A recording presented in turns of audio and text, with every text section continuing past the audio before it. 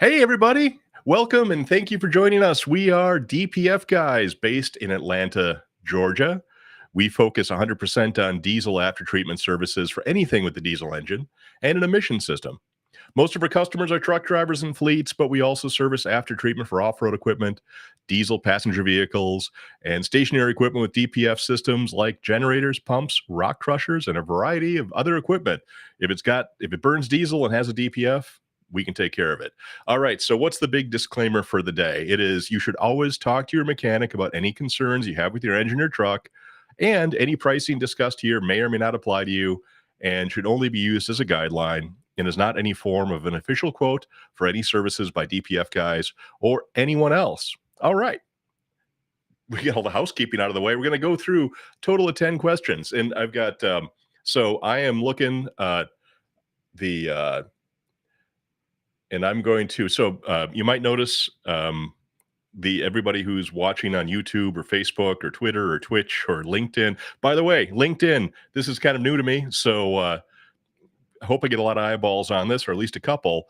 But what I'd really like you to do on LinkedIn, your call to action is find the DPF Guys page on LinkedIn and follow it. We need to get that subscriber count to not much, like 250, but then we can start doing these streams and saving them there as a educational bit of content on LinkedIn as well. Twitch, I have no idea why I'm on Twitch, but I gave it a try, see how it's looking. So we got 10 questions here that we collected throughout the week. And so I'm looking you right in the eyeballs here if you're on YouTube or Twitter or Facebook.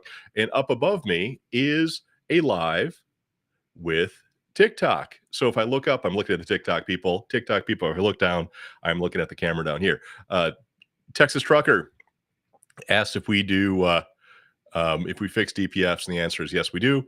And another question about does regen clean a filter? So everybody up here, follow along as I go through these 10 questions and answer them. And then what I'm going to do is I'll circle back. We're going to watch some comments coming in, and I will answer the live questions as they come in. So share this with other people, please. Man, I'm getting some great questions here. Hey, Texas Trucker, hang tight on that. I am not ignoring you. I just want to bang through these 10 questions quick. And hold on a minute here. We're going to start with question number 1. And it is, hold on a second here. Just curious, but why would this one cost more to clean when compared with the other ones? You cut apart and weld. So normally when we clean a DPF assembly off of a medium duty truck or off a passenger vehicle, it requires careful cutting to separate the DOC, DPF, and SCR for cleaning, followed by rewelding. This process does cost a bit more, usually $350 more. But this user that posted this question was asking about work we did on an assembly that was actually bolted together. And I want to show you the video that he's actually talking about. Hang tight for just a second here.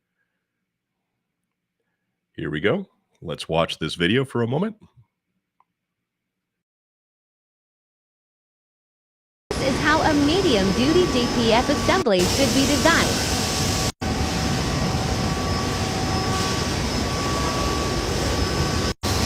Hey, did you know something?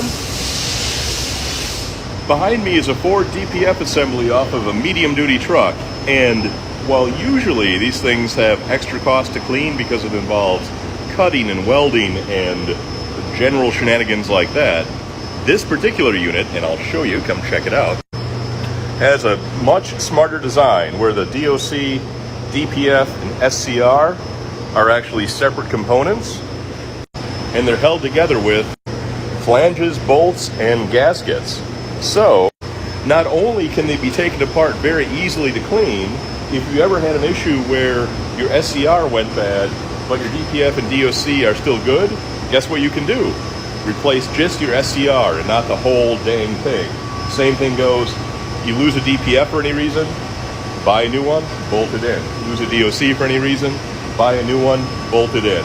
This is a wonderful design that I love working on. The engineers were smart about this. Anybody who buys a truck that has a DPF assembly like this, I think will be very happy. Now we can take care of the other ones. This requires a little more cost, a little more work, but man, I tell you, sometimes those engineers actually do things right. So thanks for watching. Like, follow, share. If you have a medium duty truck and have any issues or questions, our number, as always, text us, call us, 404-999-1361. And we are getting our YouTube channel started, so look up DPF Guys on YouTube and definitely subscribe, because we're going to have some cool stuff coming down the line for you. And that's really it. Check back for more. Thanks for watching. Have a safe day. All right, so there you go. So I think there's some confusion here, because the filter assembly he was asking about, which is the one you just saw, actually was held together with bolts and flanges, which actually makes it serviceable without any cutting or welding required. This means even though this assembly was off what we consider to be a medium-duty vehicle, it can be cleaned just like a heavy-duty truck and does not require any of the welding and cutting, so it doesn't cost anymore. I think it's a brilliant design, and I kind of made a snarky comment about engineers. I didn't mean to do that. Well, I kind of did, but I was just saying that sometimes they actually do the right thing. And then question number 2, and let me pull that up here. I need to get a producer. He asked if that was factory or aftermarket. Again, he was referring to the DPF assembly that we just saw. Hey, and everybody on TikTok, if you see me not looking at you, it's not that I'm ignoring you. I'm just currently doing a live video while you watch. You get to see all the behind the scenes shenanigans here.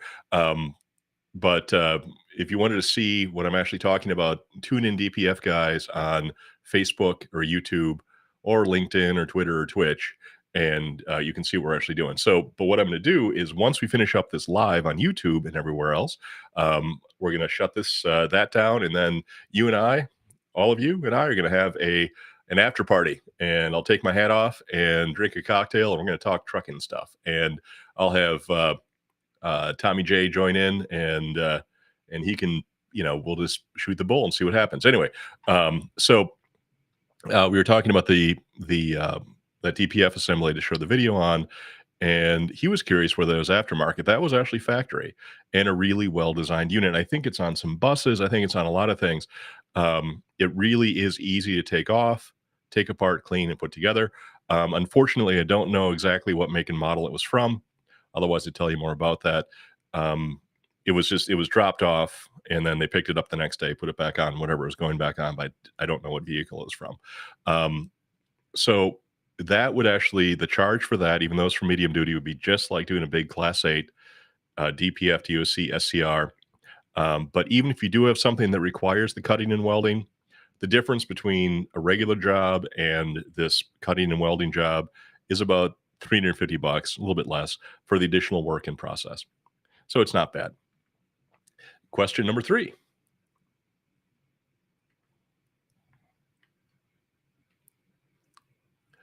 Let's see. Oh, this is a safety comment. Somebody was stressed out the fact that I was cutting things without using a face shield, and they had a wheel blow up and probably got a piece of it in their forehead, which is never a good thing. So, my response to this is a comment that's not a question, but anything involving safety is worth mentioning for my own reminders, and also for everybody else out there that works with tools and within a shop and everything else. So we do try to work safely at DPF Guys. We do work safely at DPF Guys. Safety glasses, hearing protection, dust masks, gloves, etc. Safety squints don't count. And if anybody knows what that is, you know what that is.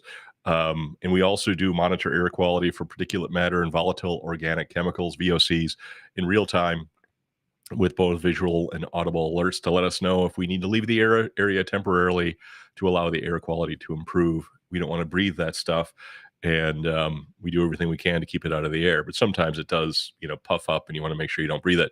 So me personally, waving at TikTok up here, I have a tendency not to wear a face shield when working with cutting tools, and rely on my safety glasses to protect my eyes. But my big fat head is still a good target for flying shards of metal or for the cutting wheel if it decides to let loose. And I have hit some stuff in my cheeks and whatnot. So, yes, if you're doing work with any sort of rotating equipment, especially a cutting wheel or a grinder, a face shield is always a good idea. And I appreciate the feedback I get from our safety conscious people that watch our channel, and keep the feedback and corrections coming. That's how I learn. And your advice and constructive criticism may save somebody from a trip to the ER someday. That somebody might be me. Who knows? All right, number 4. This is from Josh, and he asked, "Do we get breech ones often?" Meaning filters, and he's got a TDI, which would be a Volkswagen, I think. And he said you could see cracks in the outlet side with soot all around it. And that definitely is what we'd call a breached filter, or a cracked filter. If soot is getting through, and Dracula did ask if that stands for diesel particulate filter. DPF does stand for diesel particulate filter. You are very smart. So if you've got soot on the outlet side or on your tailpipe and you've got a DPF, something's not right. And what we found is that we've got a very low condemnation rate, and it's called condemning a filter when it can't be cleaned. And statistically, we're looking at 1% or fewer filters we see every month can't be cleaned due to being breached, cracked, or melted. Now, some trucks do seem to do it more than others, specifically the Freightliner Business Class M2 with the Cummins 6.7 engine and with 250,000 plus miles on it. You've got a 50-50 chance it's going to melt the DPF due to the injector issues that engine appears to have. So on Josh's TDI, it's possible that he had a DPF that simply failed, but it's much more likely that he had an issue in the engine that caused the DPF to fail. Most likely an issue with injectors or turbo causing excessive heat downstream. So basically, so much heat came out of your exhaust that it caused your DPF to crack or even melt.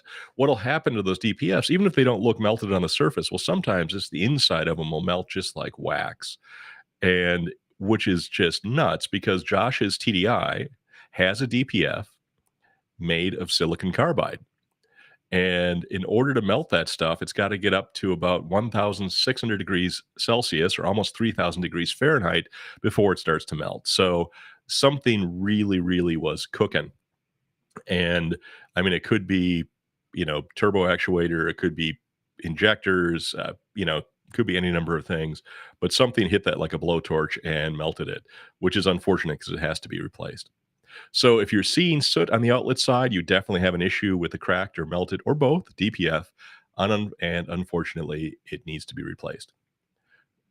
Question number 5.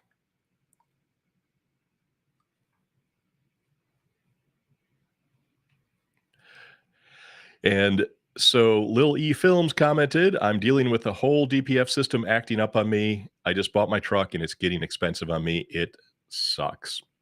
Well, it sucks is the understatement of the century, but it gives me a chance to talk about something I've seen, which is actually a glimmer of hope for anybody who bought a truck from a national fleet and is now having problems a few months or even weeks later. And Texas Trucker, you're asking like the best questions in the world here, and I hope you can hang on for 5 more questions because we're going to tear into these TikTok questions.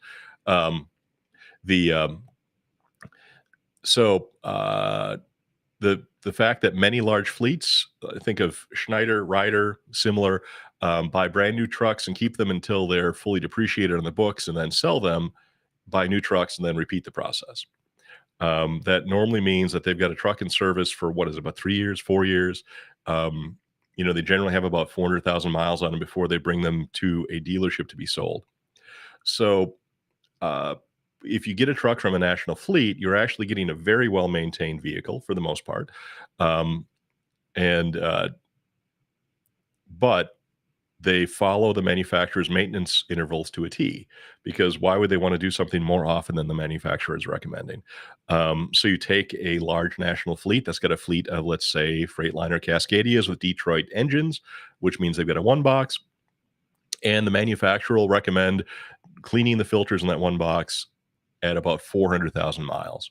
So if that big fleet has a truck and it's got 399,000 miles on it, or, plus or minus, on it when it's sold, they won't clean the DPF because why would they? It's not called for in the manual. And I hear this so much. Well, someone will say, I have 600,000 miles on my truck and it's giving me all sorts of trouble. I have to pull over and regen it all the time. And they're just pulling their hair out. They're really worried about it. And it's almost guaranteed. I can say, did you buy the truck with about 400,000 miles on it? And it'll be, yeah, it had 450, it had 398, it had 502,000 miles on it. How many miles do you have it on now? 600,000. And, the same thing always applies, that you got a good truck that's been well maintained, but nobody ever cleaned the DPF on it. So once you get that done, that truck will be like brand new. And they're always very relieved to hear that. And I would be too. So I think this guy's going to be fine. He says a DPF that probably was almost fully plugged up when he bought the truck, and now it just needs to get cleaned, and he'll be good. So you end up buying a decent, well-maintained truck that simply needs to have its filters cleaned, and then you're back in business. So if you have a truck you got from a national fleet and it's giving you DPF issues, don't let it bother you, at least not too much, and just have a bit more maintenance to do, and you'll be back in the game. And that's it. So, Lily Films, I would, before you spend too much money on this, let's, take a breath and make sure that cleaning that thing can be fixing everything right up. And, Texas Trucker, you got that right. A new DPF, depending upon your truck, can be $10,000, but cleaning it can be $700 or $1,500.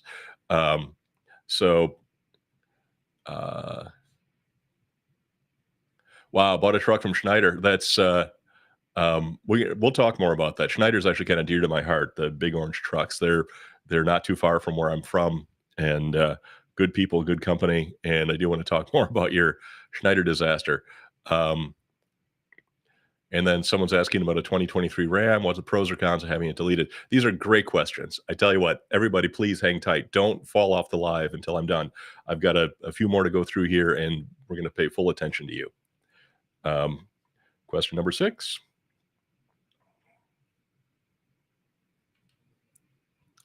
And this is from Antho. Why can you not take it apart and rebuild the DPF? It's it's not a question. Well, it's a question that's worth including. So this question came in regarding the work we did on a Chevy Cruze DPF a month or so ago. And, while we can definitely fix the unusual ones like the Chevy Cruze, this particular DPF was melted and had to be condemned. And we talked about that a couple of questions ago, where these things melt, they're small, the engines run hot, things start to go weird after, the car's a little older, and can burn up the DPF. And that's what happened here. And so there's just no way to replace the DPF media inside systems like the one on the Cruze. And really, that DPF media, the honeycomb, or whatever you want to call it, is not designed to be replaced. Now, there are some systems that do replace the actual filter media on some of the larger trucks out there, but the success rate for doing a replacement or recore is questionable. And the cost for replacing the core can be more than double the cost for just doing the cleaning. So, we do the cleaning and don't do recore. And and then while we clean at least 99% of what you bring to us, there are a small number of filters that are beyond even what we can do, and those need to be replaced. And don't forget, we do sell replacement filters, and we do have filters that we have in stock that are remanned, that we've cleaned, that we do a 1-year warranty on. So in the rare instance that you do need to replace a filter, we will do whatever we can to get you the best and most cost-effective replacement possible. Rock and roll. Question number 7, Javier.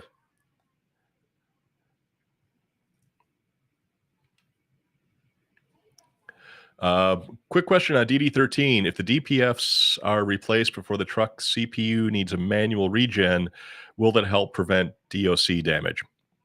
This is a interesting question. I think it's better to clarify kind of, what I know about this. So in my experience, having a dirty DPF, no matter how bad it is, won't damage your DOC permanently. And yes, a really bad DPF can cause soot to build up on your DOC.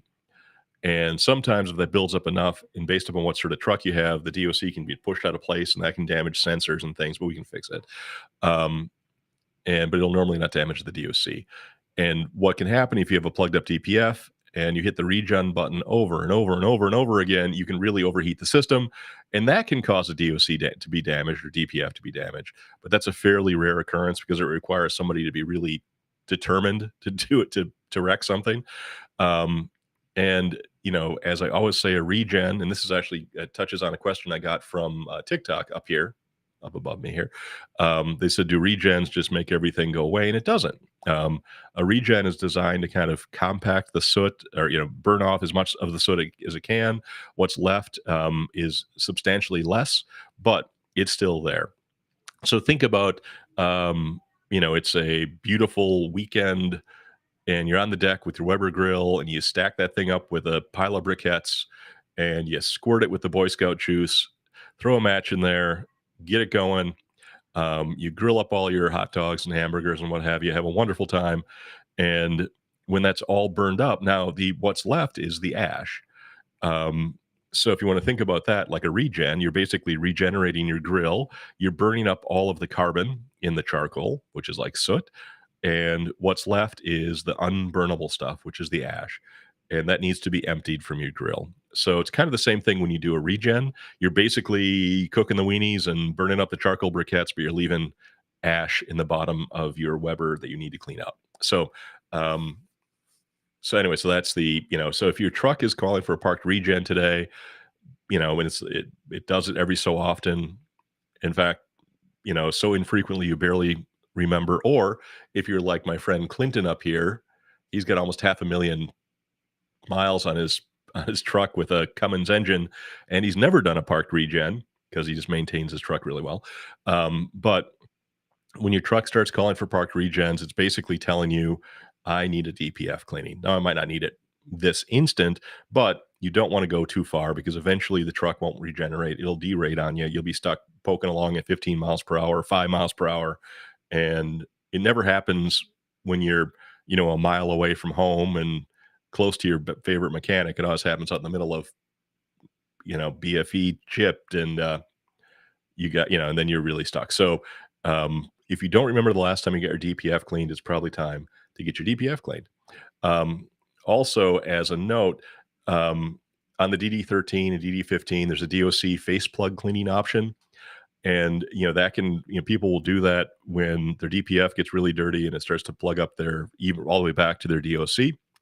The DOC face plug cleaning process you're better off pulling the whole one box and having it cleaned professionally, because that face plug cleaning process that thing really rocks and rolls the truck. You got to run the thing full blast, parked for 3 hours. You burn a lot of fuel. It's hard on the engine, and it doesn't always work. And because remember, you've got the DOC has the inlet side and the outlet side, right? And the inlet side is approximately the temperature of the engine exhaust. The outlet side is regen temperature, which is about 1100 degrees. And so what they're trying to do when they do this face plug process is get that whole DOC up to over 1,000 degrees. And it's a lot of work, and it doesn't always work. And if you have an injector with a DOC face plug, you are probably having an issue with something upstream. Seventh injector, problems with fuel injectors, turbo actuator calibration problems, or something else upstream, dirty air filter. But it basically, you'd want to get the face plug cleaned, get the whole one box cleaned, which would include the faces of the DOC. Get that taken care of by us and have your mechanic diagnose and fix whatever the upstream problem may be. I hope that makes sense to how you doing, man? Howdy, sir. Have a good evening to you as well. And then I got a question here up on TikTok Live about exhaust gets all white when truck does regen while driving. That's actually a good thing, and we'll talk more about that in a second. So let's move on to question number 8. And it's from Lane Anderson 168. And I get this a lot. Like, why don't they just put flanges on the individual components instead of welding everything together to make it easier to replace parts. And this is referring to the medium duty stuff, the Rams and the Ford F-350s and 250, 350s, 450s, etc. And this is my opinion. I'll say allegedly. I think the reason that they do that is manufacturing cost savings and the overabundance of engineering optimism. Overabundance of engineering optimism. So the manufacturers of medium duty trucks listen to the engineers that tell them that the DPF system should last 300,000 or more miles before it needs to be cleaned. And by then, it just makes sense to replace it in their mind. And also do the math and determine that most buyers of new vehicles may only keep them for 150,000 miles. So before they buy a new one, so any DPF issues become the problem of a future owner who isn't a direct customer of the manufacturer anyway. Because of all this and probably a handful of other reasons, they design these systems to be replaced when they're dirty instead of being cleaned. And this is all well and good until you have to open your wallet to the tune of $6,000 to get a new DPF filter when your old one is perfectly fine and simply dirty. But even worse, even if you don't care about the money, like if you're a big company or a county government or whatever, unanticipated supply chain issues can mean that you are waiting for months to get a new filter for your truck. And this is not something that I'm making up either. I just had a customer with medium duty trucks call me and, to get their things cleaned instead of replaced for the first time. And it wasn't due to budget at all, but simply because they were number 143. That's 143 in line for the part. And they would have to had waited for at least 3 to 4 months for the part to come in before they could put the truck back on the road. So, I mean, that's obviously was, getting it cleaned and getting it turned around in a day was a no-brainer to them. It saved them, I mean, easily over $5,000, and they got the truck back on the road the next day versus 3 or 4 months later. So that's it. So get it cleaned. You're in and out in 1 to 2 days. Your total cost will be comfortably under $1,000. And P.S. The flanges, because I've thought about that, like designing some sort of flange that we could bolt together with graphite gaskets. But the flanges would decrease the ground clearance by about an inch to 2 inches overall. And because it's, the flange itself will be bigger than the DPF canister, and that would be on the top as well. So, you may not have enough room underneath the frame, so this has to hang lower. And if your ground clearance is less, you're going to have to do something with the suspension to make room for, so there's a lot of factors in at play here. And once we got really good at the cutting process and the welding process, honestly, we can probably separate a technically non-serviceable DPF assembly off of a Ford F350 or a Ram, whatever it might be, in less time than it would take to fight with rusty bolts. We can get them, marked, cut, cleaned, welded, and I don't think the time savings is all that great, and the cost isn't that big of a deal. So I hope that answers your thing.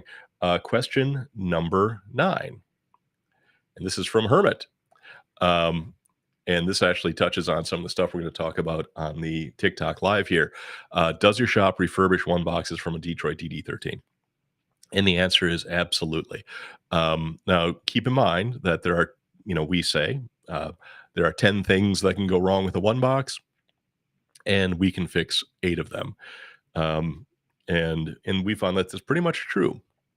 So if you have a one box that needs service or cleaning, we can almost always help you out, but have a few questions we can ask you about the year of your truck and the symptoms you're having to help us determine if the problem you're having is one of the 8 we can fix or one of the 2 we can't. So in that case, give us a text or a call and we can talk about it more. My number, as always, 404-999-1361. 404-999-1361. Write that down. And talk about your DD13 one box. If for some reason we can't fix your one box, we do sell brand new one boxes with 3-year unlimited mileage warranties, and we usually have them in stock and ready to go, or can get them in 24 to 48 hours, usually 24 hours. So worst comes to worst, we can always replace that one box. So whether you have us refurbish your one box or replace your one box with a new one, we can usually turn you around in 24 hours. So you're not down for weeks waiting for something. And last but not least is question number 10.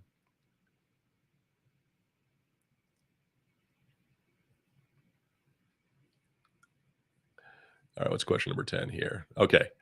Jeremy Smith commented, "Hi, have you guys found out that are any non that that are not any that are non-serviceable yet?"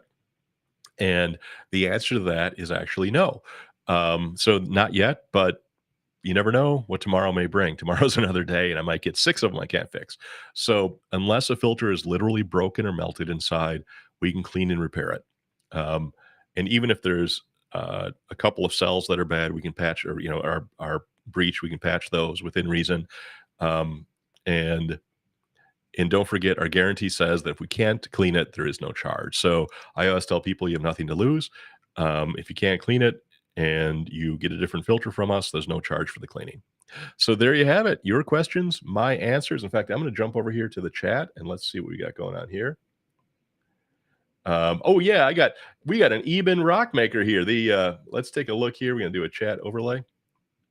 We got my friend Stuart Belden in Tampa, Florida, is on rocking and rolling. Good afternoon, 3500 Cummins. And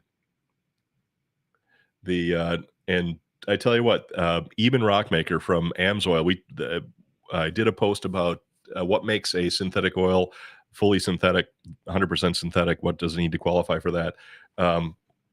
And the That's right. So actually, so here we go. So this is from Stuart from LinkedIn.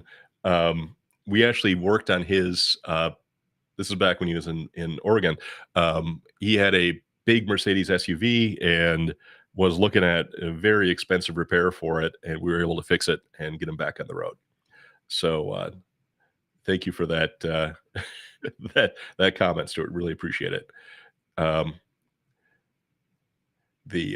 and yes, even Rockmaker from Amsoil, I've learned a lot from him. I've learned the difference between full synthetic versus 100% synthetic. Um, but anyway, so I'm going to be wrapping up my live on YouTube, Facebook, LinkedIn here in a few minutes. If you have any questions you want to sneak in, please do. But otherwise, jump over to TikTok where my friends are queued up here. And Rocky Roof just asked a great question about oil soaked filters. I'll talk about that. We're going to be getting into some really deep and nitty gritty stuff here on TikTok. And if so, Eben Rockmaker, what is your? Can you give a shout out? I'll post it up here. What is your YouTube channel? He's got a great. I did an interview with him a couple of weeks ago, and his content is awesome. Post to your YouTube channel here. I'll get it up here so people can see it. And after they watch this, they can check out what you got going on. So wait for Eben to say that. So anyway, remember to subscribe to our YouTube channel, like our Facebook page, find us on TikTok, find us tonight. You can join the live. And of course, find me, James Wendt from DPF Guys on LinkedIn. Send me a connection request. And thanks for watching and see you next week.